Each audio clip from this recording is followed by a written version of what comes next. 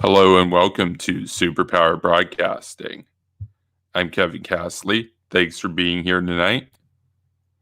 Tonight, I was prompted to do this stream because I was just catching up on the narratives of my opponents earlier this evening after I got home from work. Watched some Young Turks.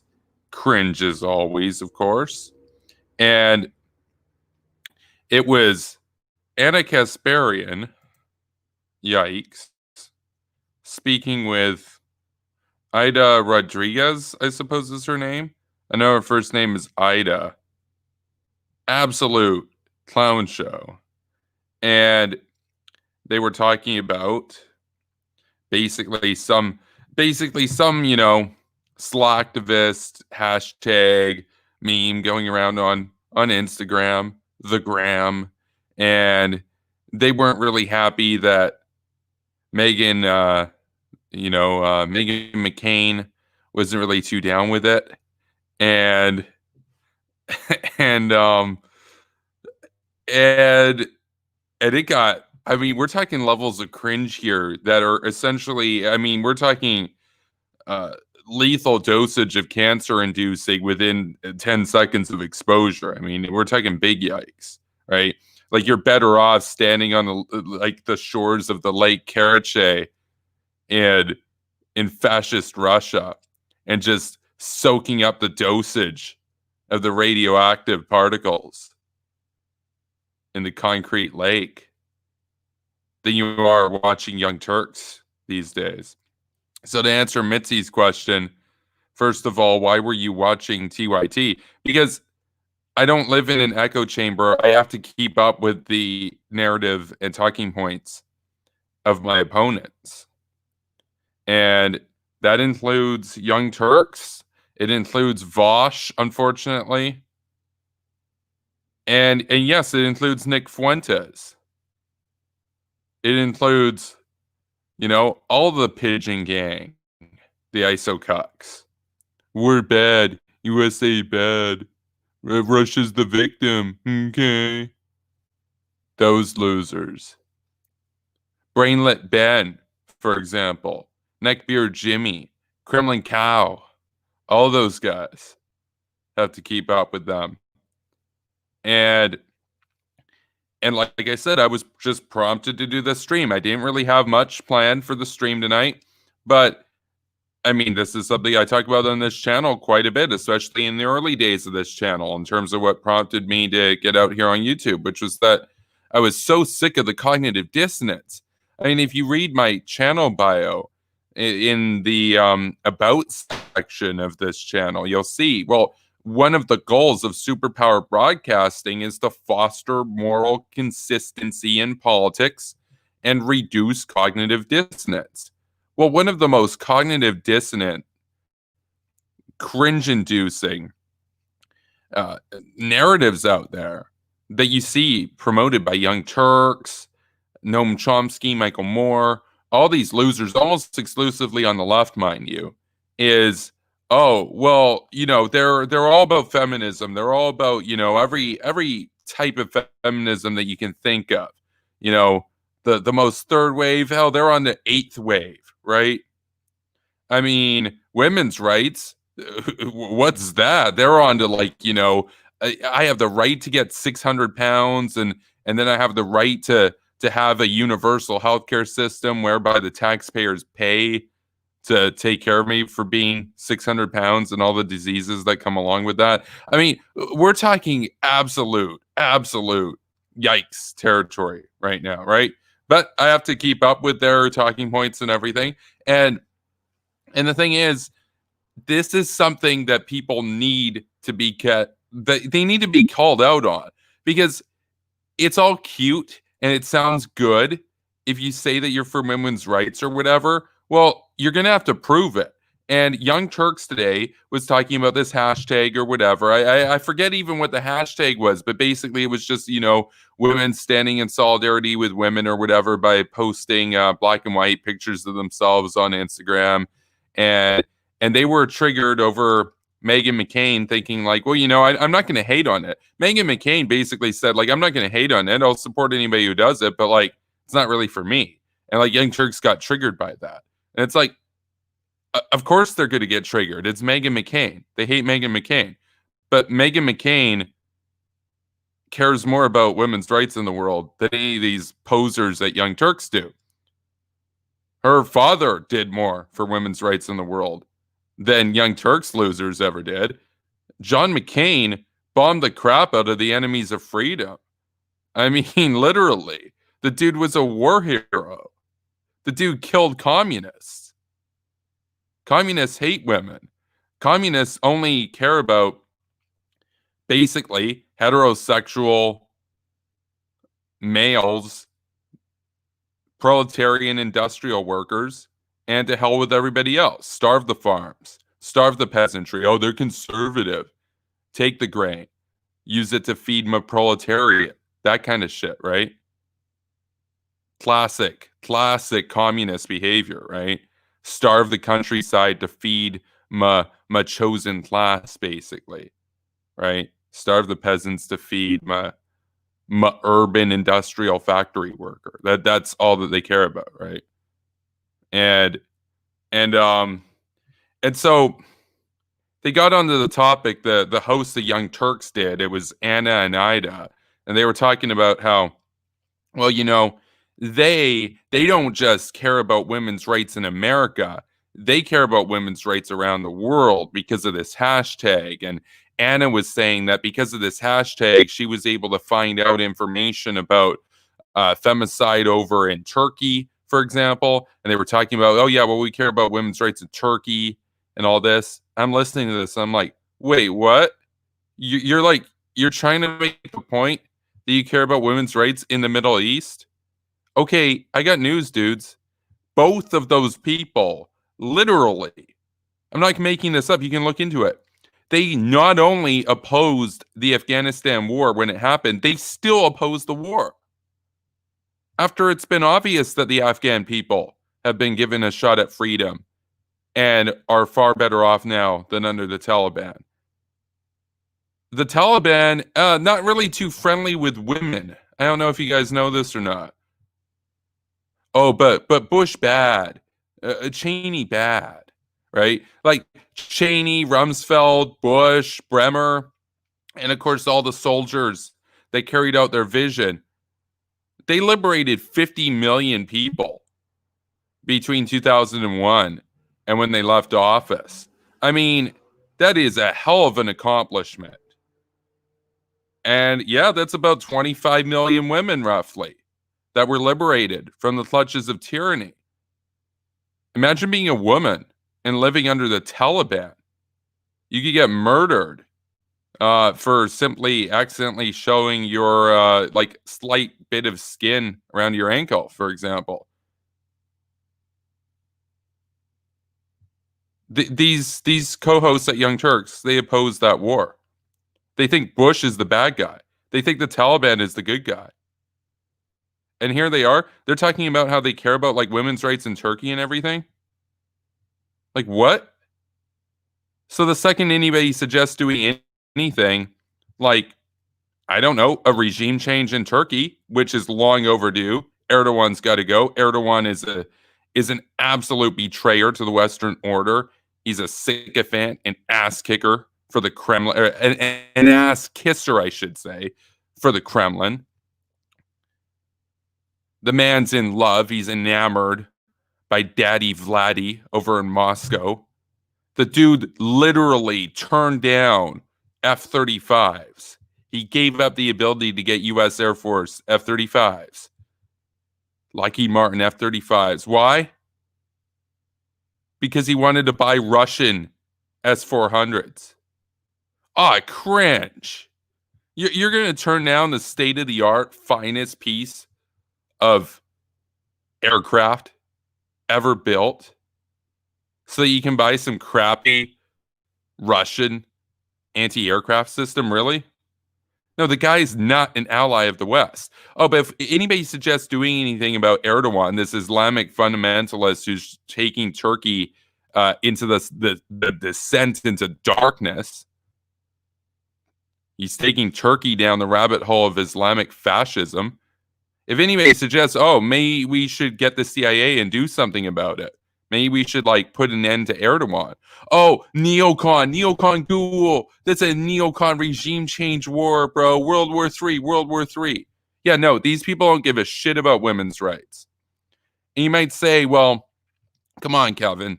They do care about women's rights in America. They're for like abortion or whatever, this kind of stuff. It's like, no. The only way that their position makes sense, their cognitive dissonance can be resolved. There are only two ways that this can go. You can either be against the Afghanistan war and be against, liberating women in Turkey. You can be against all of that, actually standing in solidarity with oppressed women throughout the world. You can be against all of that and still care about women's rights in America as long as you admit that you're basically a white supremacist, that you only care about white American women, which of course they would never do. They would never do that. That's one way that they could resolve that cognitive dissonance. The other way that they could resolve it is to become a liberal hawk or a neocon or a liberal interventionist, a liberal internationalist. There are many ways that you could go about this. They are none of those. They're isolationists. They're progressive isolationists. They're anti-war. They're proudly anti-war. You can't claim that you care about women's rights in Turkey when if anybody suggests doing anything about the oppressors in Turkey, you call them a neocon ghoul and say that they're working for the military-industrial complex. I got news, dudes. The military-industrial complex of the United States of America has done more for women's rights in the world than the losers that Young Turks ever could hope to do. They're just feckless, cognitive dissonant, little aggressive morons and brainlets. I mean, think about this. George W. Bush, for example, right?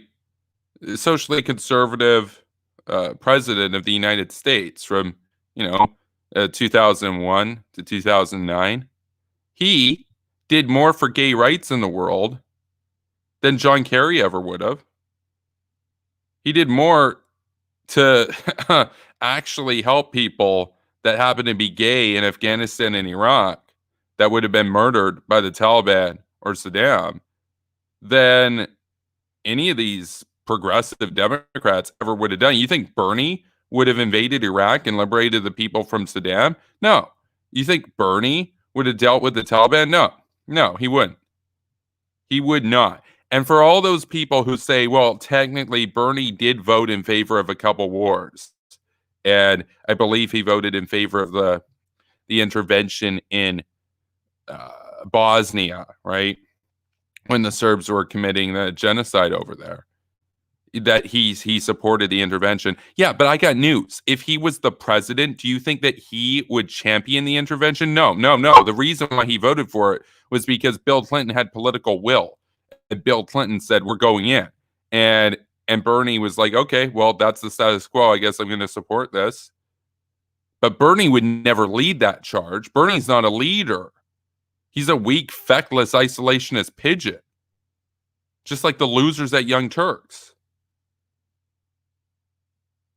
And for me, I'm not even like that socially liberal anymore. Most people think of me as conservative because we've gone so far down the aggressive rabbit hole in society, down the woke path, that I look like a conservative now, basically. I think of myself as a liberal neoconservative. But to all these people, I'm a chud, I'm far right, I'm a total conservative or whatever. But I got news, dudes. I actually do care about, human rights around the world. I don't just care about human rights in Canada or the United States. And I would say further, even if you did care primarily just about Canadian human rights, it does raise the question that if you're willing to concede that women's rights, for example, don't matter in Afghanistan, well, then why would they matter here? If democracy doesn't matter in Afghanistan, why should it matter here? If human rights don't matter in Iraq, why should they matter here? Because if you're willing to say, oh, yeah, well, we abandoned them democracy doesn't really matter over there, bro. Well, then it's only a matter of time before fascism takes hold here or communism takes hold here, because you've already said that you don't really think that democracy is that important, that you're willing to make exceptions to it. I am a moral universalist.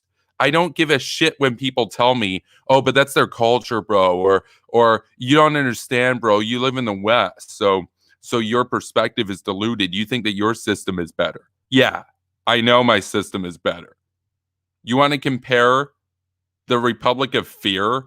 You want to compare Islamic fascism under the Taliban to what we have in Canada or the United States, and then have a debate about whether one is better than the other or if they're equal? Like, how stupid are you? Obviously, some cultures are better than others. Unbelievable. Anyway, this was just a short clip. I mean, I know Reese has done great work doing detailed reaction videos to the likes of Kremlin Kyle and Brainlet Ben and Tanky Tulsi and all of these losers. But I'm not going to do some detailed reaction video to the Young Turks. I just figured, I didn't really have anything planned for the stream tonight. I got a lot of notes for pre-recorded videos that I want to do at some point, right, when I get more time. But as far as tonight goes, I'm like, this pissed me off. This pissed me off because they should not be able to somehow brand themselves as having this concern that they get to virtue signal over caring about women's rights in Turkey or the Middle East. They don't. They don't. Their enemy, the person that they think is the literal embodiment of Satan, Dick Cheney. Dick Cheney did more for women's rights than they ever could. He and his administration liberated 50 million people from Baathism and Islamic fascism. They liberated about 25 million women from enslavement in the Middle East. Did Anna do that? No. Did Ida do that? No. And you could say, well, I mean, they're never going to be vice president. It's not really fair. It's kind of apples to oranges. I get that. Obviously, you can't compare a vice president with that kind of power to an average citizen. But they opposed Dick Cheney. They opposed the war in Iraq. They opposed the war in Afghanistan. And it's one thing to be against the war at the time, which is stupid. They're still against it. Like, it's one thing to be like, war bad. The Iraq war was bad in 2003. But imagine being against the Iraq war today, after we saw the success of it, after we literally saw democracy take hold in Iraq and free and fair elections were conducted and everything was going fine until Obama withdrew in 2011. From 2008 up until around when Obama withdrew, Iraq was a very relatively stable place to be, had free and fair elections. Women had rights. Kurds had rights, whereas before they literally were gassed by the thousands, wholesale slaughter under Saddam simply for being Kurdish. I thought that these aggressives were supposed to care about like equality and everything, but they don't give a shit about equality. They're like, oh yeah, screw the Kurds. Why would we care about the Kurds? We just care about like solidarity or whatever because it sounds cool. But like when it comes to actually standing in solidarity, the actual fact of the matter is that conservative Republican hawks have done more to stand in solidarity with the oppressed peoples of the world than anti-war, progressive-minded idiots like Young Turks people and Michael Moore. Oh, and that pisses them off too, because I mean, that's the thing with cognitive dissonance. At some points, it does come to light, and then you do have these moments at which, whether it's in passing or you happen to be watching TV and you just think of some thoughts or whatever, and you realize, oh, actually, this position is kind of contradictory. At some point deep down, they know that Dick Cheney did more for women's rights and George Bush did more for women's rights than they ever would support. But they would, they will rationalize it by saying, oh, but wars for oil or whatever. Completely missing the point. One, it wasn't a war for oil. How stupid are you? If the whole thing was about oil, they would have made a deal with Saddam for cheap oil. He was desperate. He didn't want to get overthrown. He would have given oil for cheap. No, obviously it wasn't about that. But two, let's say it was about oil. that doesn't change the fact that the people were still better off.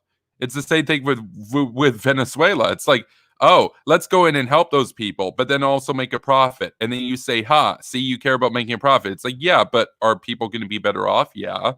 So then who cares? Reese makes that point too, right? I'm so done. I'm so done with the aggressives trying to have this monopoly on virtue and everything, because they virtue signal all the time. All the time. Whereas the neoconservatives, especially throughout the Iraq War and everything, were pretty incognito about it. Not too much in the way of virtue signaling. You know, there was obvious mention about, well, we have to help people and everything, but there was also a big focus on national security and everything else. It wasn't this over the top, woke scolding everybody kind of thing or whatever, saying like, look at how good I am, look at how good I am, because neocons don't really care if you think that we're like good people or not. We honestly don't really care much of what people think of us. It's like, we're going to do the right thing, right? Like, you think like people like Bill Kristol, people like Paul Bremer, you think people like you think people like Dick Cheney, like Dick Cheney's not a neocon, but like same with John Bolton. You think that people like this care to virtue signal? No, we know what's right and wrong. We champion what we believe in to help make the world a better place. And we understand that we're never really going to get any recognition for it. Whereas the progressives, they basically understand that they're isolationists and will never do anything to make the world a better place. So in order to compensate for that, they have to scream virtue, virtue, virtue. So all that they have are these platitudes of, I'm going to make the world good, I'm going to make the world awesome. Whereas neocons are mostly quiet and actually make the world awesome. Did Dick Cheney talk very much? No, not really. Did he ride off into the sunset having liberated 50 million people from the clutches of tyranny? Absolutely. What did Anna do with her life? Basically nothing. But she's loud, she's vocal. She'll tell you how much of a good person she is, and how you're a terrible person, and how virtuous she is, and how awful you are. George Bush left office with like 23% approval. And he basically knew he was going to leave unpopular. He didn't give a shit. He's like, what's even the point of being president if you're constantly worried about what people are going to think about you right now? Because, I mean, he knew that, 50 years, 100 years down the road, people would recognize, oh, yeah, he's the guy who got rid of Saddam. What a badass, right?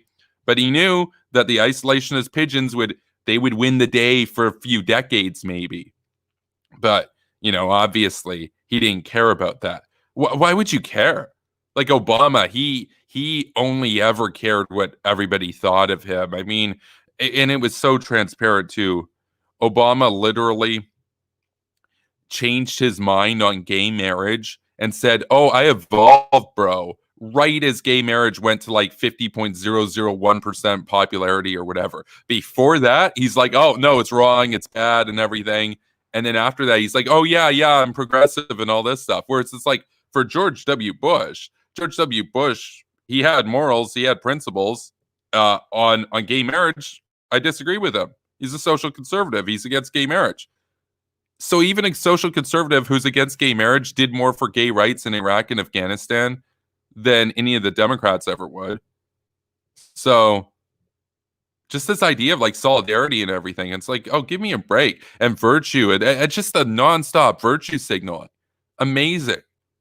Like, John McCain is another great example of this. You never really heard John McCain constantly talk about like how he was a war hero or whatever. He was a war hero, but he didn't like rub it in everybody's face or whatever, because he knew he was badass, right? He didn't need to tell people about it. Everybody knew he was badass. Anna Kasparian has done jack shit with her life. So she needs to tell everybody how wonderful and awesome she is, because she knows deep down she's nothing. And that all of her platitudes and everything about standing in solidarity and caring about human rights around the world are bullshit, because she opposes every intervention there ever is. And she calls Tulsi Gabbard a neocon. Tulsi Gabbard basically didn't go on Young Turks for an interview because she was basically paranoid that Anna Kasparian, and rightfully so, because Anna had said in the shows leading up to it, oh, if Tulsi comes on, I'm going to grill her, basically, you know? Why? Because Tulsi Gabbard, even though she's against every regime change war you can think of, she at least wants to continue the global war on terror. Duh. Like, who doesn't? So even Tulsi Gabbard recognizes that Al Qaeda and ISIS are an enemy of America. But Anna Kasparian's like, you want to fight ISIS? You want to fight Al Qaeda? Neocon, cool. Amazing.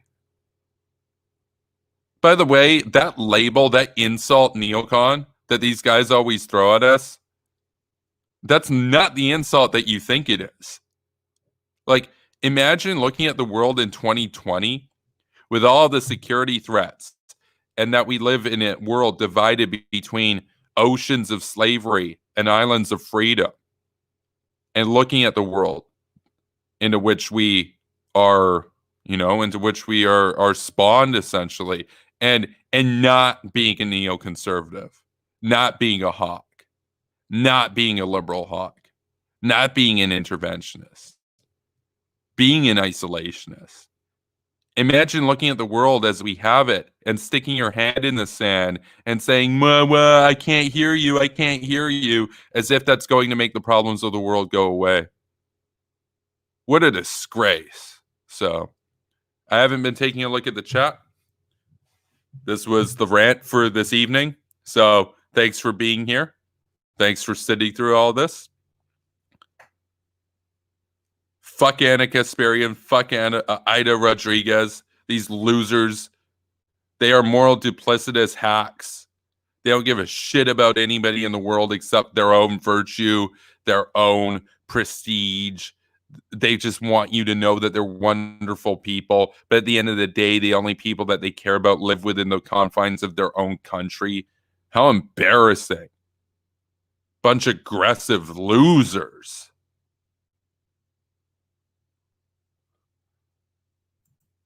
Kamal G. Ram says, I got called a neocon degenerate by a Demsock who supports Hassan Piker, as if I would want to be a Hassan simp. Yeah, it's like, if somebody calls me a neocon, I'm going to be like, yes. Like, recognized, where I replace the O with the sunglasses emoji. Just capitalize every letter of it. Recognized with the sunglass emoji. That's what I'd be like. Oh, Anthony Roberto's here. He says, want 1998 Joe Biden back. Oh, so do I. So do I, Hawk. Me too. Me too, Hawk. Me too.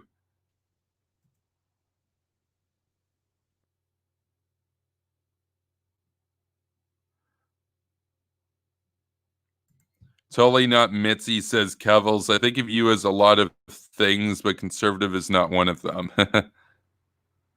Yeah, I think one of the things that it kind of goes over their heads about neoconservatism is that neoconservatism is a liberal ideology. It's a liberal in the classic sense, individual rights, freedom, that kind of stuff, the expansion of democracy to every corner of the world.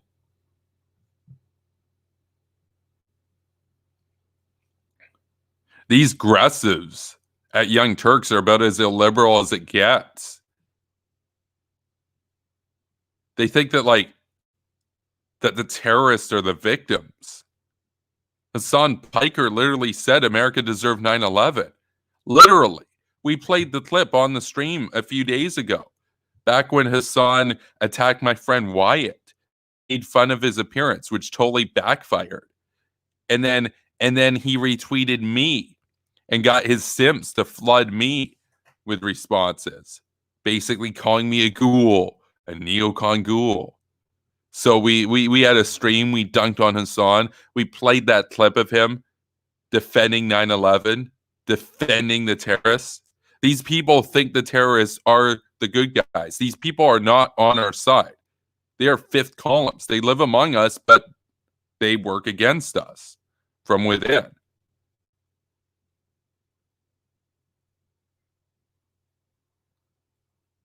Yeah, no, like 99% of people have no idea what neoconservatism even is. So they just know, oh, it's got neo in the name. It must mean war. Kamaljeet Ram says neocon is mostly a foreign policy position, as Reese says. Yeah, it's a way of viewing the world. Essentially, it's a to use the classic phrase, it's a persuasion with respect to um, policy in general, but foreign policy specifically for the most part. The focus is on the promotion of democracy worldwide.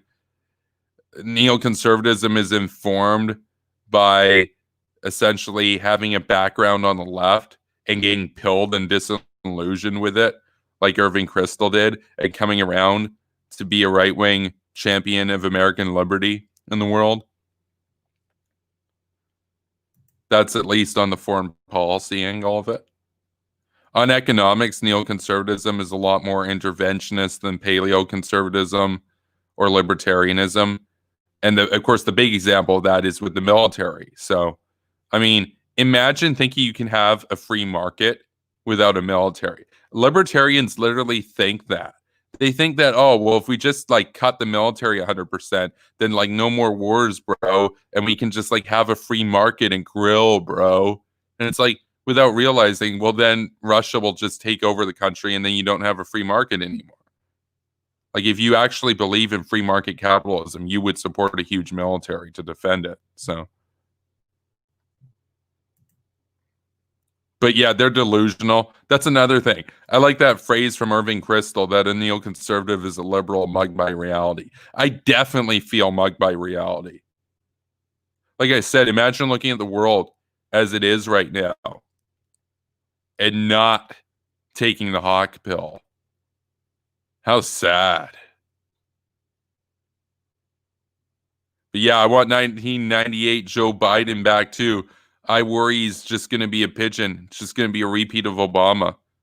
And that'd suck. So, but with that, I think we're going to wrap things up tonight. Thank you all for being here. Don't bother with Young Turks. Young Turks is a joke. Total circus. Bunch of clowns. At least they fired Hassan Piker, but I mean, they didn't really even have a choice. They went out of their way to cozy him and protect him, and he didn't even get fired over the Al Qaeda stuff. What a disgrace. So,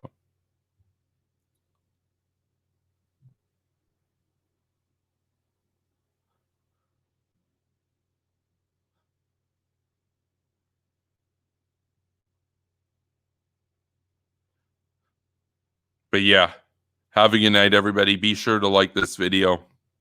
Subscribe to this channel if you haven't done so yet. Definitely follow me over on Twitch. We got to get up to 50 followers over on Twitch. You want to send me a tip for owning the isolationist pigeons? PayPal's in the description below. And if you'd like to contribute to the long-term financial viability of this channel, you can check out my Patreon. Link is in the description below. Big up to all the patrons in the patron gang already. I appreciate your support. And I will be back here tomorrow. So have a good night, everybody. Peace, Warhawks.